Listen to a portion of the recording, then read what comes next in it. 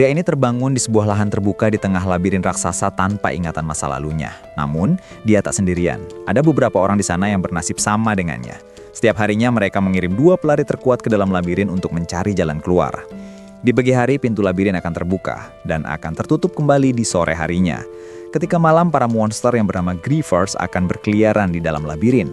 Tidak ada satupun dari orang di sana yang akan selamat jika terjebak di dalam labirin di malam hari.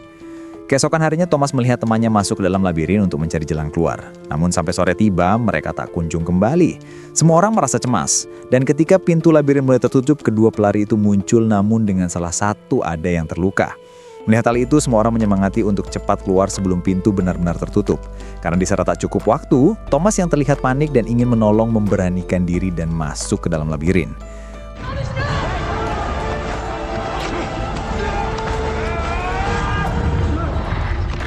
Mereka pun mencoba mencari tempat persembunyian, mengikat temannya yang sakit dan menariknya ke atas. Belum sempat selesai, monster itu datang dan membuat temannya lari. Dia pun mencoba bersembunyi di bawah akar tersebut. Setelah monster itu lewat, dia pun keluar dan memastikan temannya dalam kondisi aman, lalu dia mencoba mencari persembunyian lain. Namun ternyata monster itu tepat berada di atasnya. Dia berlari sekuat tenaga menghindari sengatan dari monster itu. Hingga akhirnya dia bertemu lagi dengan temannya dan berlari bersama. Ketika masuk ke dalam lorong, dia melihat pintu yang akan segera tertutup. Dia pun mempunyai ide dan mencoba memancing monster itu. Dia pun menunggu sejenak. Ketika monster itu datang dan mengejar, dia sekuat tenaga berlari, memperhitungkan waktu yang pas supaya monster itu masuk dalam jebakannya. Dan setelah itu,